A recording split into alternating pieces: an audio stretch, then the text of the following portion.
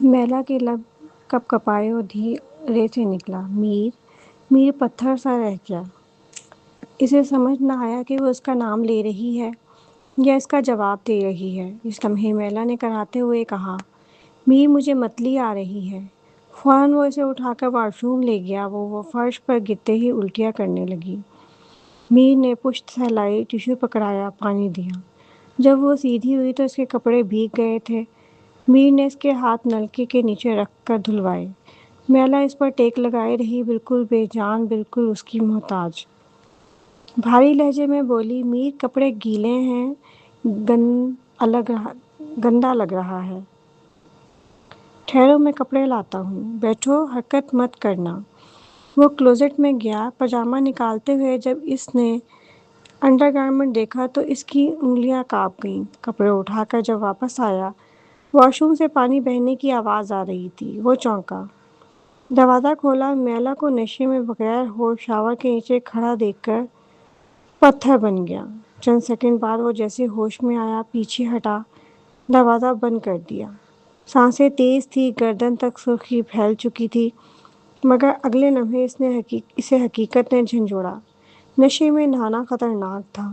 وہ فوراً اندر گیا، شاور بند کیا اور تولیہ لپیٹ کر اسے اٹھا لیا۔ میلا تڑپ کر کہنے لگی، مجھے چھوڑو، مجھے نہانا ہے، بہت گرمی لگ رہی ہے۔ میر نے آنکھیں بند کر کے ضبط کیا۔ میرواز نے اپنے دل میں اٹھنے والے طوفان کو بڑی مشکل سے دبایا ہوا تھا۔ بس انتہائی آخری حد تک سکت باقی تھی۔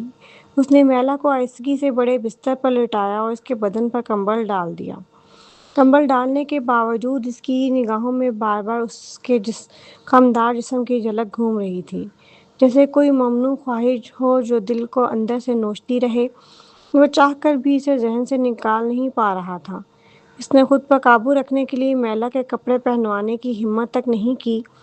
اس نے بس اسے کمبل میں مزید لپیٹ دیا، مضبوطی سے۔ پھر وہ جھک کر اس کے کان کے قریب آیا۔ آواز اتنی نرم تھی کہ جیسے اعتراف گناہ ہو۔ گولو، سو مت، پہلے کپڑے پہن لو۔ مگر میلا تو نیم بے ہوش تھی، ہلکا سا کروٹ لی اور گہری نیند میں ڈوب گئی۔ گولو، میرواز کی انگلیاں آہستہ سے اس کی پیشانی پر بکھرے بال ہٹاتی گئیں۔ گولو، یوں نہیں سونا، سردی لگ جائے گی۔ مگر وہ بس بے چینی سے کان رگڑتی اور پلٹ کر دوبارہ سے سو جاتی۔ میرواز نے تھکا سا سانس بھرا۔ وہ ڈر رہا تھا کہ کہیں دل کا ضبط ٹوٹ نہ جائے، اسی لیے اس نے فرش پر ایک ایئر میٹرس بچھایا اور وہیں سو گیا، یا شاید سویا بھی نہیں۔ رات بھر کئی بار اٹھ کر چیک کرتا رہا کہ میلا نے کمبل تو نہیں پھینک دیا۔ صبح سورج سنہری روشنی کے ساتھ اگا، پردے ہوا کے جھونکوں میں لہرا رہے تھے۔ میلا نے سستی سی نیند سے آنکھیں کھولی، ماحول پہچانا اور ایک دم خوف، شرمندگی اور حیرت ایک ساتھ امڑ آئی۔ گزشتہ رات کی ٹوٹی پھوٹی یادیں، شراب، زریابہ، اور پھر میرواز کی باہیں، اس کا سہارا، اس کا ہاتھ۔ پھر ایک جھٹکے سے اس نے کمبل کے نیچے ہاتھ کیے، بدن برہنہ تھا۔ وہ پتھرائی ہوئی، یا خدا، میں نے کیا کر دیا؟ اس کا دل حلق میں آ گیا۔ میں نے میرواز کے ساتھ، اور مجھے یاد بھی نہیں۔ وہ گھبرا کر کمبل سر تک کھینچ کر چھپ گئی۔ شرمندگی نے جیسے اس کی سانس روک لی تھی۔ وہ ایسا کر کیسے سکتا ہے؟ آنکھیں بھر آئیں۔ میں ناراض تھی، میں نے اسے معاف بھی نہیں کیا تھا، اور اس نے، میلا نے دانت بھینچ لیے۔ وہ اتنا گھٹیا نکلا، سوبر ہوتی تو ہاتھ بھی نہ لگاتا، اور نشے میں مجھے۔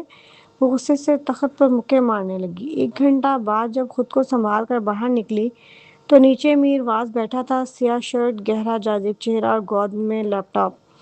لمبی انگلیاں کی بورڈ پر کھڑک رہی تھیں۔ روشنی اس کے چہرے پر پڑتی تو دل چاہتا تھا دیکھتی رہوں۔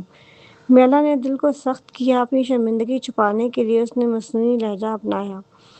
میرواز نے نظر اٹھائی۔ سر میں درد کم ہوا، اس کی آواز نرمی، مگر میلا نے دانت بھینچ کر کہا، تمہیں نہیں لگتا تم نے کچھ زیادہ کر دیا؟ میرواز اچھل کر سیدھا ہوا۔ اس کی آنکھوں میں رات بھر کی تھکن اور گناہ کا احساس تھا۔ میں معافی چاہتا ہوں، ایسا دوبارہ نہیں ہوگا۔ میلا چونک گئی۔ دوبارہ؟ یعنی وہ اسے ایک رات کا کھیل سمجھ رہا تھا۔ میرواز، تمہاری بات کا مطلب کیا ہے؟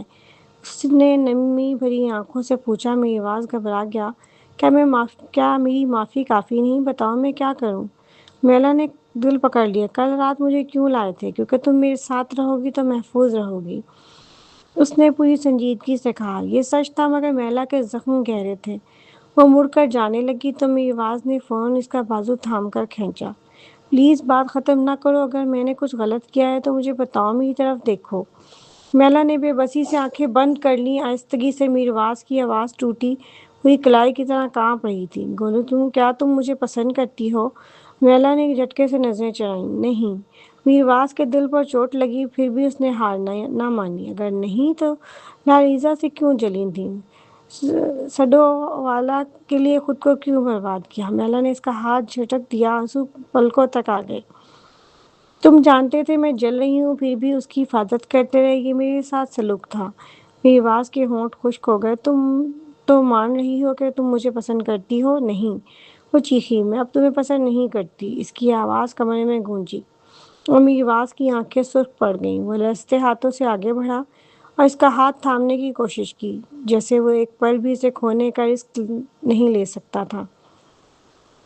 میلا نے فوراً اپنا ہاتھ پیچھے کر لیا، صرف اتنا کہ اس کی انگلیاں میرواز کی انگلیوں کو چھونے نہ دیں۔ میرواز کا ہاتھ کچھ لمحے فضا میں معلق رہا، پھر آہستہ آہستہ نیچے آ گیا، یوں جیسے اس کے اندر کی ساری امید تھک کر بیٹھ گئی ہو۔ اب نہیں، وہ مدھم آواز میں بولا۔ پھیکی سی ہنسی ہنسا، کیا کبھی تھی بھی؟ کیا تم نے مجھے کبھی پسند کیا تھا گولو؟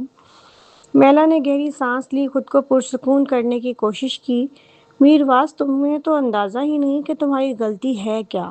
میرواز پلٹ کر بولا، تو بتا دو، اگر مجھے نہیں پتا تو بتا دو۔ میلا نے جذبوں کو بمشکل قابو میں رکھا، اس نے میٹھیاں سخت بند کی، پھر دھیرے سے پوچھا، میرواز، میرے اور علیزہ سلامیر کے بیچ تم کس کا انتخاب کرو گے؟ تمہارا؟ بلا جھجک سانس بھر وقفے کے لیے بغیر، تو پھر کل تم نے میرے ساتھ وہ سلوک کیوں کیا؟ میلا کی آنکھیں بھیگ گئیں۔ وہ جو کچھ لالیزا نے کہا، تم نے میرا دفاع تک نہیں کیا، تم اس کی بات سے متفق تھے؟ میرواز کی آواز رک گئی۔ میں معذرت چاہتا ہوں، میں تمہاری معافی قبول نہیں کرتی۔ یہ کہہ کر وہ پلٹی اور چلنے لگی۔ گولو، میرواز کی ٹوٹی ہوئی آواز پیچھے سے آئی، ایسے ہی جیسے دل زمین پر گر کر چکنا چور ہو گیا ہو۔ وہ دوڑ کر آیا اور میلا کو پیچھے سے سختی سے اپنی باہوں میں کھینچ لیا، ایسے جیسے اگر ابھی نہ تھاما تو وہ ہمیشہ کے لیے کھو دے گا۔ میلا ساکت رہ گئی، دل بے قابو دھڑک رہا تھا۔ میرواز نے اپنا چہرہ اس کی گردن کے پاس چھپا لیا، اس کی آواز لرز رہی تھی، میں تمہارا ساتھ رہنا چاہتا ہوں، تمہارا ساتھی بننا چاہتا ہوں، تمہارا حقیقی ساتھی۔ اس لیے میں نے لاریزا کو تم پر دباؤ ڈالنے دیا، تم روئی تھی، تمہیں تکلیف ہوئی اور میں بھی تڑپتا رہا، لیکن مجھے جاننا تھا کہ میں تمہارے لیے اہم ہوں یا نہیں، کیا میرا دکھ تمہیں دکھ دیتا ہے یا نہیں۔ میلا نے چپکے سے اپنے آنسو صاف کیے۔ میرواز نے نم آواز میں آہ بھری، اس کی گرم سانس میلا کے گردن کو چھوئے جا رہے تھے، اس کی ٹانگیں کانپنے لگی جیسے کسی نے زمین کھینچ لی ہو۔ میں نے تم سے کہا تھا نا، میلا کی آواز بامشکل نکلی، اگر میں نوروینیا واپس جا کر جاب حاصل کر پائی تو ہم شادی کریں گے، یہ وعدہ تھا میرا۔ میرواز نے اس کی گرفت سخت کر دی، ایسے جیسے وہ اسے دل میں قید کرنا چاہتا ہو۔ گولو، اس نے آنکھیں بند کی، کیا تم مجھ سے محبت کرتی ہو؟ کیا تم واقعی مجھ سے شادی کرنا چاہتی ہو؟ میلا کو لگا جیسے وہ اس کی باہوں میں کچلی جا رہی ہے۔ میں ابھی کچھ نہیں کہہ سکتی میرواز، میں انتظار کر لوں گا، اس کی آواز سرگوشی جیسی تھی۔ میلا نے نگاہیں چکا لیں، گال اور کان لال، تو پھر آہستہ سے بولی، اس کا مطلب تم اب مجھے ہاتھ بھی نہیں لگاؤ گے؟ میرواز چونک گیا، اس نے سر اٹھا کر اس کے سر کے پچھلے حصے کو دیکھا، گلابی ہوتا ہوا، کان دہکتے ہوئے۔ میں ابھی تمہیں گلے لگا رہا ہوں، وہ آہستہ سے بولا، تو تمہیں کیوں لگتا ہے کہ میں تمہیں چھوؤں گا نہیں؟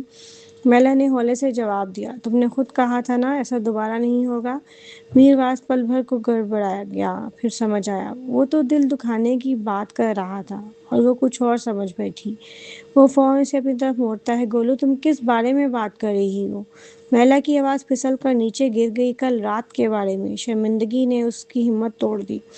کل رات؟ میرواز کی نظروں میں نرمی اتر آئی، مرگچی مسکراہٹ۔ تمہیں یاد ہے؟ مجھے کچھ بھی یاد نہیں، میلا سر جھٹکتی ہوئی بولی۔ یہ تم نے شروع کیا تھا یا میں؟ میرواز ہنس دیا، آہستہ سے، جیسے ضرب ٹوٹ گیا ہو۔ وہ اسے بازوؤں میں بھر کر بولا، تم تھیں گولو، سب کچھ تم نے شروع کیا تھا۔ میلا کا دل بیٹھ گیا۔ میں معافی چاہتی ہوں امیر، کوئی بات نہیں، میرواز نے سکون سے کہا، بس اب اس کی ذمہ داری تم میری ہو۔ وہ سن رہ گئی، پھر آہستگی سے اس کے سینے سے لگ گئی، بازو پھیلا کر اسے تھام لیا۔ میں ابھی ذمہ داری نہیں لے سکتی۔ میرواز نے اس کی پیشانی پر بوسہ دیا، جب تم تیار ہو جاؤ میں تب بھی یہی ہوں گا، تمہارے لیے ہمیشہ۔ کمبر کی ہلکی سی کھانسی نے دونوں کو چونکا دیا۔ پہلا فون میرواز کی باہوں سے پیچھے ہٹ گئی، شرمندگی سے اس نے نگاہیں جھکا لیں۔ میرواز کی آنکھوں میں بےحد نرمی اور محبت تیر رہی تھی۔ وہ آہستگی سے جھک کر اس کے رخسار پر بکھرے بال کان کے پیچھے کر گیا۔ کمبر نے جیسے کچھ دیکھا ہی نہ ہو، وہ سیدھا کھڑے ہو کر بولا، جنرل فرزاد، فوبی میم سہرابیہ برکزئی سے ملنے آئی ہیں۔ میلا کی آنکھیں خوشی سے چمک اٹھیں۔ فوبی کہاں ہے وہ؟ وہ بے ساختہ بولی۔ چند لمحوں بعد فوبی اندر آئی، مؤدبانہ انداز میں سلام کرتی ہوئی۔ مسٹر فرزاد۔ میلا آگے بڑھی اور خوشی سے اس کا ہاتھ تھام لیا۔ فوبی تم یہاں کیسے؟ فوبی نے سر ہلایا مگر چہرے پر ہلکی سی سنجیدگی تھی۔ وہ میرواز کی طرف مڑی۔ مسٹر فرزاد، مجھے میلا کو تھوڑی دیر کے لیے لے جانا ہے۔ میرواز نے فوبی کے چہرے پر موجود تناؤ فوراً محسوس کر لیا۔ کمبر بھی ساتھ جائے گا؟ اس نے فکرمندی سے کہا۔ فوبی نے میلا کی طرف دیکھا جیسے اس کی رائے پوچھ رہی ہو۔ میلا نے فوراً میرواز کی طرف رخ موڑا۔ میر، ہمیں کمبر کی ضرورت نہیں، میں فوبی کے ساتھ ہوں، ہم بالکل محفوظ رہیں گے۔ میرواز جانتا تھا کہ میلا کی ضد کے سامنے کوئی کچھ نہیں کر سکتا۔ وہ ہمیشہ اسے آزادی اور اختیار دیتا تھا، اسے روکنا اسے تکلیف دینے کے برابر تھا۔ ٹھیک ہے، مگر باہر احتیاط سے رہنا۔ ٹھیک ہے، میلا نے نرمی سے جواب دیا۔ فوبی نے اعتماد سے کہا، میں اس کا پوری طرح خیال رکھوں گی۔ دونوں ڈائننگ روم سے باہر نکل گئیں۔ کمبر نے میرواز کی طرف دیکھا۔ جنرل فرزاد، کیا میں انہیں خاموشی سے فالو کروں؟ میرواز نے چند لمحے سوچا، پھر لیپ ٹاپ اٹھاتے ہوئے بولا، نہیں، اسے اپنے فیصلے خود کرنے دو۔ کمبر دل ہی دل میں حیرت زدہ رہ گیا۔ اتنی محبت، اتنا بھروسہ! اس نے میرواز کو کبھی کسی کے لیے اتنا نرم نہیں دیکھا تھا۔ راستے میں گاڑی کے اندر گاڑی مصروف سڑکوں پر تیزی سے دوڑ رہی تھی۔ میلا پرسکون لہجے میں بولی، فوبی، سنٹرل لینڈ کی صورتحال کیسی ہے؟ فوبی کے چہرے پر گمبھیر سا سایہ اتر آیا۔ میلا، حالات اچھے نہیں ہیں۔ ریسرچ انسٹی ٹیوٹ بھی مخالفت میں ہے اور حکومت بھی۔ وہ چاہتے ہیں کہ میں تمہیں منانے واپس آؤں۔ میلا نے بھاری سانس بھری اور نشست سے ٹیک لگا لی۔ فوبی نے مزید بتایا، حکومت کو تمہاری نیت کا پتہ چل گیا ہے، اسی لیے انہوں نے کسی کو خاص طور پر تمہیں واپس لانے بھیجا ہے۔ کون؟ میلا کے دل کی دھڑکن رک گئی۔ فوبی نے راستے پر نظریں جمائے دھیرے سے کہا، تمہاری سینئر سائمن کوپر۔ میلا کا دل جیسے حلق میں آ گیا۔ وہ تڑپ کر فوبی کی طرف دیکھنے لگی۔ بے چینی، الجھن، خوف، سب کچھ ایک ساتھ۔ فوبی نے بغیر دیکھے اس کی کیفیت سمجھ لی۔ ہاں، یہ سچ ہے، سنٹرل لینڈ تمہیں کھونا نہیں چاہتا۔ میلا نے آنکھیں بند کر لیں۔ اب میرا فیصلہ کوئی نہیں بدل سکتا، تلخی سے کہا۔ اور ہم کہاں جا رہے ہیں؟ فوبی نے ہلکے مگر سخت لہجے میں جواب دیا، جعلی سیلی کو عمر قید کی سزا سنا دی گئی ہے، ہم اسے ملنے جا رہے ہیں۔ ایک قاتل، ایک ڈوزانیہ کی جاسوس، صرف عمر قید؟ میلا نے غصے سے دانت بیچ لیے۔ نوروانیہ میں سزائے موت نہیں ہے، فوبی نے وضاحت کی۔ آدھے گھنٹے بعد وہ دونوں خواتین جیل کے زنانہ سیکشن کے ملاقات خانے میں تھیں۔ سوراخوں اور موٹے شیشوں کے اس پار ایک ہڈیوں کا ڈھانچہ بنی عورت بیٹھی تھی، چہرہ پھیکا، آنکھیں مردہ اور ہونٹوں پر ایک عجیب سرد مسکراہٹ۔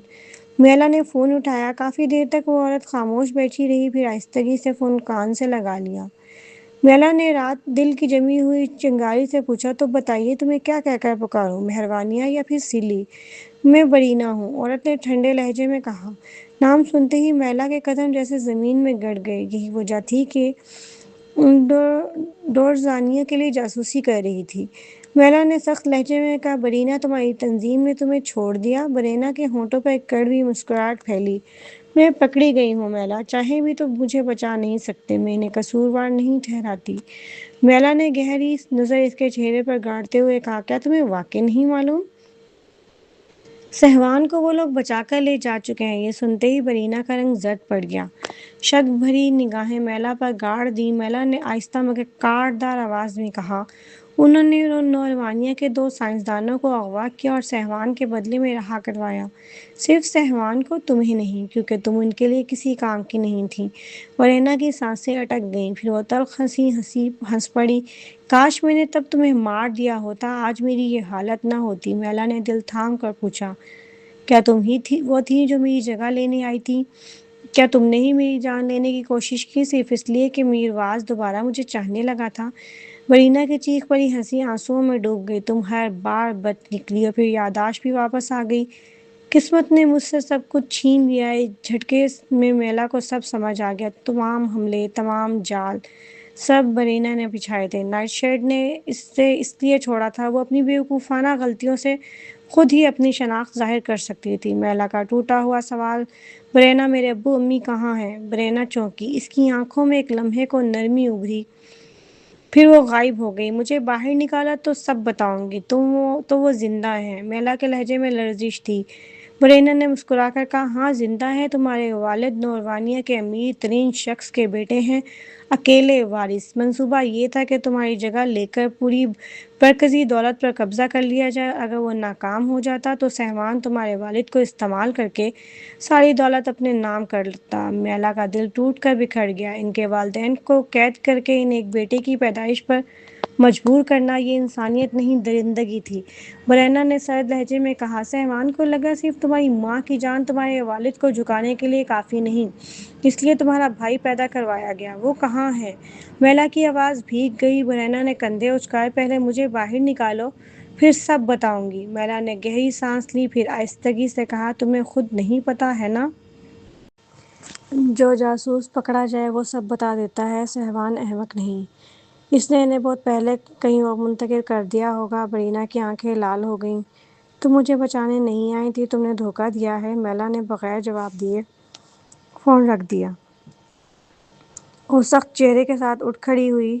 برینا شیشے کے پیچھے پاگلوں کی طرح چیختی رہ گئی، مگر میلا نے پلٹ کر بھی نہ دیکھا۔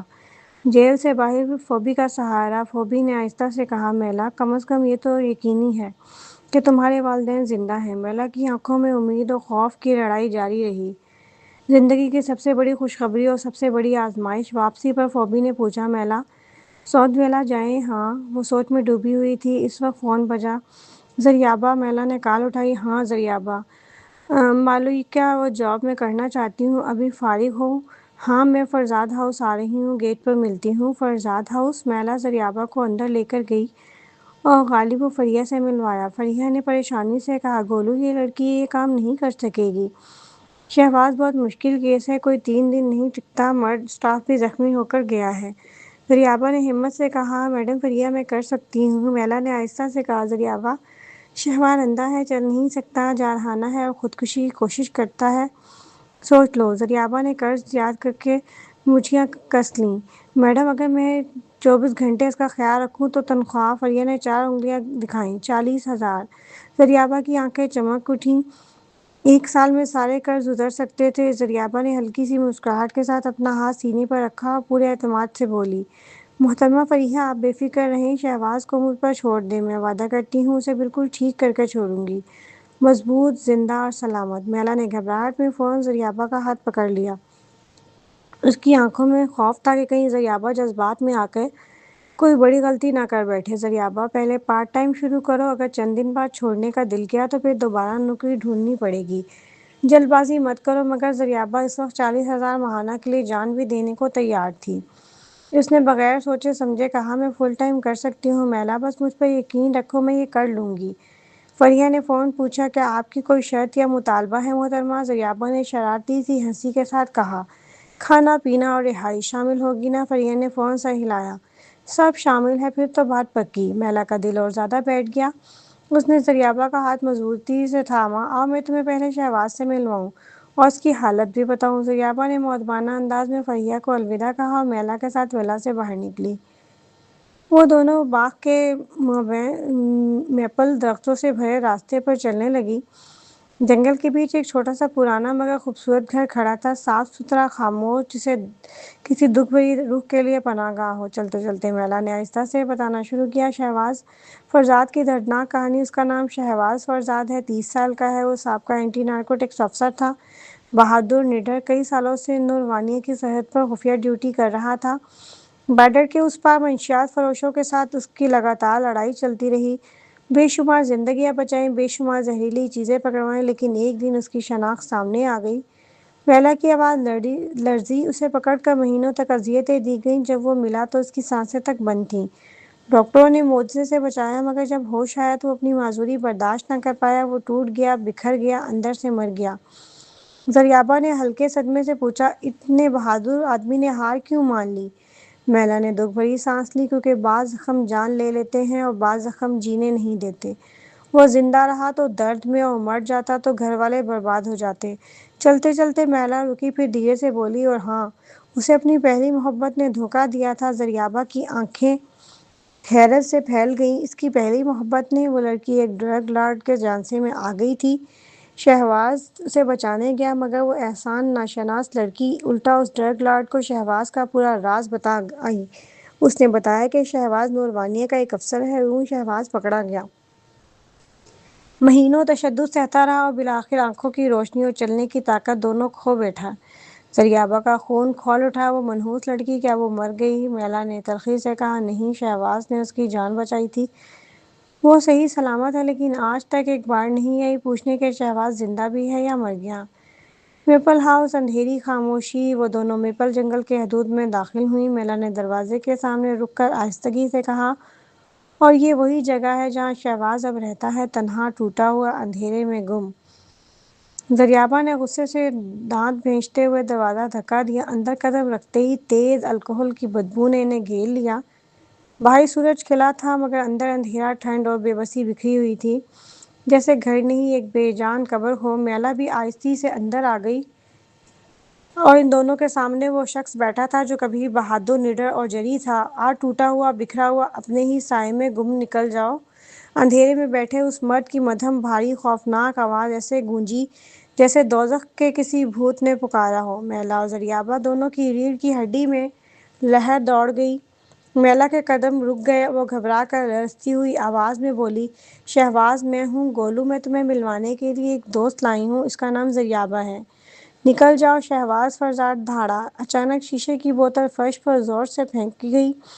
چٹاخ کی آواز کے ساتھ ٹکڑے میلا کے قدموں کے سامنے بکھر گئے۔ کانچ کے نوکیلے ریزے خوفناک طریقے سے اچھلتے ہوئے اس کی طرف بڑھے۔ میلا کی آنکھیں خوف سے پھیل گئیں۔ وہ پیچھے ہٹی، چہرہ سفید پڑ گیا۔ زریابہ فوراً میلا کے سامنے کھڑی ہو گئی۔ اس نے اوپر سے نیچے تک اس کا جائزہ لیا۔ گولو، تم ٹھیک ہو؟ اس نے بے چینی سے پوچھا۔ میلا نے دھیمی سانس لیتے ہوئے سر ہلایا۔ ہاں، ٹھیک ہوں۔ زریابہ نے آہستہ سے پوچھا، کیا وہ واقعی اندھا ہے، چل نہیں سکتا؟ میلا نے تھکا ہوا سر ہلایا۔ زریابہ نے ہلکی سی سانس لی اور بے ساختہ کہا، تو پھر معاملہ آسان ہے۔ یہ کہہ کر وہ سیدھی آگے بڑھ گئی اور چلتی ہوئی شہباز کے پاس سے گزری اور جا کر زبردستی پردے کھینچ دیے۔ سورج کی تیز روشنی کمرے میں امڑ آئی۔ پھر اس نے بالکنی کا شیشہ کھولا۔ گرم ہوا اندر داخل ہوتے ہی کمرے کی گھٹن ٹوٹ گئی۔ روشنی نے اندھیرے کو چیر دیا۔ نکل جاؤ، شہباز چیخا اور ہاتھ پڑی دوسری بوتل اٹھا کر دیوار سے دے ماری۔ شیشے کی آوازیں بار بار کمرے میں گونجنے لگیں۔ کانچ کے دھار دار ٹکڑے چاروں طرف بکھر گئے۔ میلا کا دل کانپ اٹھا۔ زریابہ کو زخمی ہونے کا خوف اس کے چہرے پر صاف لکھا تھا، مگر زریابہ پھٹی سے ہر وار سے بچتی رہی۔ پھر اس نے شہباز کی ویل چیئر کو فوراً دھکیل کر کمرے کے محفوظ کونے میں کر دیا۔ یہ دیکھ کر میلا بھی اندر دوڑی اور دونوں نے مل کر تمام خطرناک چیزیں بیگوں میں بھر کر باہر نکال دیں۔ شہباز ایک مردہ جسم کی طرح بیٹھا تھا، ہاتھ ڈھیلے، سر جھکا ہوا، زندگی کا شعلہ بجھا ہوا۔ زریابہ آہستہ آہستہ اس کے سامنے آئی۔ اس نے پہلی بار شہباز کو غور سے دیکھا۔ بکھرے ہوئے بال، چہرے پر بے ترتیب داڑھی، کمزور جسم پر سیاہ کپڑوں کی گرچی ہوئی جھلک، آنکھیں بند مگر درد چیخ رہا تھا۔ یہ وہ شخص نہیں تھا جو کبھی سرحدوں کا محافظ تھا، یہ ٹوٹا ہوا انسان تھا جس نے جینے کی وجہ کھو دی تھی۔ میلا آگے بڑھی، آنکھوں میں نمی تیر رہی تھی۔ شہباز، بس کر دو، خود کو اس حال تک نہ پہنچاؤ۔ کھانا پینا، آرام سب ترک کر دیا ہے۔ اگر ایسے چلتا رہا تو ایک دن تم مر جاؤ گے۔ زریابہ نے میلا کا ہاتھ پکڑا، گھر سے باہر لے آئی اور مضبوط آواز میں کہا، گولو، تم گھر جاؤ، شہباز کو سنبھالنے دو مجھے۔ 1 سال، صرف 1 سال دو، تمہارا قرض بھی اتار دوں گی اور اس آدمی کو میں دوبارہ چلتا ہوا، جیتا جاگتا دیکھوں گی۔ میلا کی آنکھیں نرم تھیں۔ قرض تو وہ بھول چکی تھی، مگر وہ چاہتی تھی کہ کوئی شہباز کو بچا لے۔ اس نے اس بات میں سر ہلا دیا۔ زریابہ نے ہولے سے مسکرا کر دروازہ بند کر دیا اور دروازہ بند ہوتے ہی میلا کا دل گھبراہٹ میں ڈوب گیا۔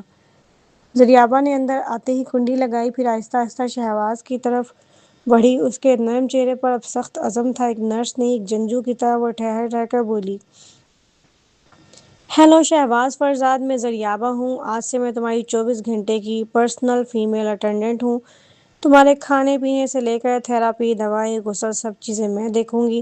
چاہے تمہیں پسند ہو یا نہ ہو، تمہیں میرے ساتھ تعاون کرنا ہی ہوگا۔ شہباز نے سر بھی نہ اٹھایا، صرف ایک آواز نکلا، چلی جاؤ۔ زریابا نے اس کی بات کو ہوا سمجھا۔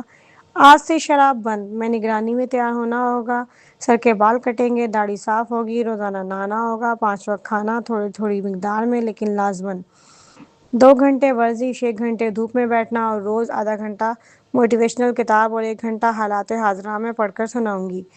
شہباز نے ہلکے سے طنزیہ قہقہہ لگایا، جیسے اس کا دماغ کہہ رہا ہو یہ لڑکی پاگل ہے کیا؟ زریابا نے نہ ہنسی سنی نہ طنز، وہ اس کے پیچھے گئی، وہیل چیئر پکڑی اور سیدھا باتھ روم کی طرف دھکیل دیا، دروازہ بند کر دیا، اور اسی لمحے شہباز فرزاد کی زندگی بدلنے کا پہلا دن شروع ہو گیا۔ گھر کے باہر کھڑی مہرو کچھ لمحے ہچکچاتی رہی، قدم جیسے دروازے سے آگے نہیں بڑھ پا رہے تھے۔ اچانک اندر سے کوئی زوردار آواز گونجی، ایسا لگ رہا تھا جیسے گھر کے اندر کچھ چیزیں زور سے پٹکی جا رہی ہوں۔ پھر فوراً ہی فرزاد کی غصے بھری آواز سنائی دی، مجھے ہاتھ مت لگاؤ، باہر نکلو۔ زریابا کی ڈانٹ پورے کمرے میں گونج گئی، حرکت کرنا بند کرو، ہٹو یہاں سے، اگر مرد ہو تو کھانا کھاؤ، طاقت پاؤ، مجھے قابو کر کے دکھاؤ، ورنہ پھر برداشت کرو۔ شہباز غرایا، پاگل عورت، میری پینٹ کیوں اتار رہی ہو؟ زریابا طنزیہ ہنسی، ہاں میں پاگل ہوں، مجھے پاگل بنا دیا ہے، اگر تم ساتھ دے دو تو کیا کسی نوعمر لڑکی کو ایک بڑے مرد کو نہلانے کی ضرورت پڑے؟ اگر ساتھ نہیں دو گے تو پھر میں بھی طریقہ بدل لوں گی۔ دروازے کے باہر کھڑی مہرو چونکتی ہوئی سارے منظر کو تمیز کے ساتھ سن رہی تھی، مگر اندر جانے سے ڈر رہی تھی۔ اسے اندازہ ہو گیا تھا کہ باتھ روم کے اندر کے حالات خاصے سنگین ہیں۔ زریابا کے طریقے سخت تھے، اس کی زبان تیز اور اس کا انداز بے باک۔ مہرو نے تھوڑی دیر دروازے پہ کھڑے ہو کر ان کی دونوں کے لیے دل ہی دل میں دعا کی، پھر خاموشی سے فرزاد ہاؤس سے چلی گئی۔ واپس سدویلا آتے ہوئے مہرو کی سانس جیسے بوجھ سے دبی جا رہی تھی۔ سنٹر لینڈ میں ہوا، سب کچھ، اس کے والدین کے بارے میں سنی خبریں، فرزاد کی بگڑتی حالت، ہر چیز اسے ایک ہی لمحے میں گھیرا رہی تھی۔ گھر میں داخل ہوتے ہی جیسے تھکن اس کے جسم سے نہیں روح سے اتر رہی تھی۔ اس نے جوتے بدلے اور جیسے ہی سر اٹھایا، سامنے میر صوفے پر بیٹھا نظر آیا۔ اسے دیکھ کر مہرو کے دل کا بوجھ کئی گنا بڑھ گیا۔ ایک پل کو دل چاہا کہ دوڑ کر اس کی باہوں میں سما جائے۔ میر نے اسے آتے محسوس کیا تو فوراً موبائل رکھا اور اٹھ کھڑا ہوا۔ گولو تم آ گئی؟ اس کی آواز نرم، اتنی نرم جیسے کوئی ٹھنڈی ہوا دل کو چھو جائے۔ مہرو نے آگے بڑھی اور بنا کچھ کہے اس کے سینے سے جا لگی۔ میر ٹھٹک گیا، اس کے ہاتھ کچھ لمحوں تک ہوا میں معلق رہے۔ خوشی کبھی کبھار اتنی جلدی آتی ہے کہ سنبھالی نہیں جاتی۔ پھر آہستہ آہستہ اس نے ایک بازو اس کی کمر کے گرد رکھا اور دوسرا ہاتھ اس کے سر کے پچھلے حصے پر کیا ہوا۔ وہ آہستہ سے پوچھنے لگا، میر میں بہت تھک گئی ہوں۔ اس کی آواز ٹوٹ گئی، مجھے بتاؤ، شاید میں کچھ کر سکوں۔ دل میں بھرا طوفان بہت بڑا تھا، وہ صرف اس کے سینے سے چمٹ کر کھڑی رہی۔ اس نے سر رگڑا اور دھیرے سے کہا، میر بس مجھے کچھ دیر ایسے ہی رہنے دو۔ میر کے دل کی دھڑکنیں بے ترتیب ہونے لگیں۔ اس نے اسے اپنے اور قریب کھینچا، پھر محبت سے اس کے ماتھے پر بوسہ دیا۔ کافی دیر تک وہ دونوں ایک دوسرے کی باہوں میں بند رہے۔ وقت جیسے تھم گیا۔ جب مہرو کے دل کا بوجھ ہلکا ہوا تو وہ آہستہ سے پیچھے ہوئی، اس کی آنکھوں میں دیکھ کر بولی، میر میں اس نکلی سیلی کے پاس گئی تھی، اس نے کہا میرے امی ابو ابھی زندہ ہیں، صہبان نے انہیں قید کر رکھا ہے اور میرا ایک نوزائیدہ بھائی بھی ہے۔ میر نے اس کا چہرہ تھام کر بہت نرمی سے کہا، فکر نہ کرو، جب تک تمہارے گھر کی جائیداد صہبان کے ہاتھ میں نہیں آئی تب تک وہ تمہارے والدین کو محفوظ ہیں۔ مہرو نے سر ہلایا، میں شہباز کے پاس بھی گئی تھی، اس کی حالت اور خراب ہو گئی ہے، وہ کمزور ہو رہا ہے۔ وہ گولو، میر نے آہستہ سے ٹوکا۔ مہرو چونکی، جی۔ میر نے نظریں پھیر لیں، اس کے لہجے میں کنجانہ سا دکھ، چھپا ہوا طنز، اگلی بار جب شہباز سے ملنے جاؤ مجھے ساتھ لے جانا۔ مہرو حیران ہوئی، کیوں؟ بس ایسے ہی، وہ صوفے پر بیٹھ گیا، کوئی خاص وجہ نہیں۔ مہرو نے مزید نہیں پوچھا، میں اوپر جا کر تھوڑا آرام کروں گی۔ جب وہ سیڑھیاں چڑھنے لگی تو میر نے پکارا، گولو۔ وہ پلٹی، ہاں میر۔ اس نے گہری نظروں سے اس کی طرف دیکھا، میرے ساتھ سرحد پر چلو۔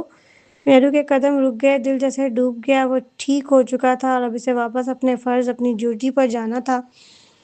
سرحد دور تھی، بہت دور، وہ بار بار واپس نہیں آ سکے گا۔ کب جا رہے ہو؟ پرسوں میری ماں کی سالگرہ ہے، تقریب کے فوراً بعد نکل جاؤں گا۔ اس بار بہت مصروف رہوں گا، واپس آنے میں بہت وقت لگے گا۔ مہرو نے دل تھام کر کہا، میر مجھے سوچنے کے لیے وقت چاہیے، ضرور، جتنا چاہو۔ رات مہرو گہری نیند میں جانے ہی والی تھی کہ اس کے ہونٹوں پر ایک نرم لمس محسوس ہوا کسی کی گرم سانس اس کی گال سے ٹکرائی، آنکھیں کھولیں۔ میر سے چوری چوری بوسے دے رہا تھا، اس نے پلکیں جھپکیں، پھر بے اختیار دونوں ہاتھ اس کی گردن کے گرد ڈال دیے، اس کے بوسے کا جواب دے دیا۔ میر چونکا مگر پیچھے نہ ہٹ سکا۔ چند لمحوں بعد دونوں ایک دوسرے میں گم ہو گئے۔ کمرہ دھیرے دھیرے گرم ہونے لگا، سانسیں بھاری، لمس بے قابو۔ ایک ہی لمحہ تھا جب مہرو خود پر قابو کھونے والی تھی، تب میر نے جلدی سے اسے پلٹ کر نیچے لٹا دیا، اس کی کلائی پکڑ کر تکیے پر دبا دی۔ اس کی آنکھوں میں خواہش تھی، شدید خواہش، مگر ضبط بھی تھا۔ مہرو گھبرا کر بولی، کیا ہوا؟ میر نے مشکل سے سانس لیتے ہوئے کہا، اس رات جب تم نشے میں تھی مہرو، میں نے تمہیں ہاتھ نہیں لگایا تھا۔ مہرو کا چہرہ شرم سے لال۔ تم خود کپڑے اتار رہی تھی۔ وہ مزید شرما گئی۔ اچھا، اس لیے مجھے کچھ یاد نہیں تھا۔ میر کی انگلیاں اس کے بالوں میں الجھ گئیں، آواز بھاری تھی، اور ابھی میں تمہیں چاہتا ہوں، بہت چاہتا ہوں۔ مہرو نے نظر جھکا کر ہاں میں سر ہلا دیا۔ وہ اجازت دے رہی تھی۔ میر نے اس کے ماتھے پر بوسہ دیا، پھر بہت سنجیدگی سے پوچھا، مہرو، کیا تم مجھ سے شادی کرو گی؟ مہرو نے چونک کر اس کی طرف دیکھا۔ میر کی آنکھوں میں چاہت نہیں، محبت نہیں، بلکہ ایک گہری سچائی تھی۔ جب تک تم پوری طرح میری نہیں ہو جاتی تب تک مجھے حق نہیں تمہیں چھوں، سمجھی؟ مہرو کی آنکھیں نم ہو گئی، آہستہ سے بولی، میر، ہمارے رشتے کو سیدھا سادہ رہنے دو، وقت کے ساتھ جو بھی بنے بن جائے، بس ہر لمحے کو جینے دو۔ میر نے گہری سانس لی۔ کیا تم اب بھی سینٹرل لینڈ واپس جانے کا سوچ رہی ہو؟ مہرو خاموش ہو گئی۔ واپس جانا چاہت نہیں تھا، مجبوری تھی۔ معاہدہ اس کے گلے میں پھندا بن کر پڑا تھا۔ میر نے اس کے بال سہلائے۔ سینٹرل لینڈ ایک قدامت پسند ملک ہے۔ اس کے لہجے میں چھپی فکر، چھپی بے بسی اور چھپی محبت مہرو کے دل کو چھو گئی۔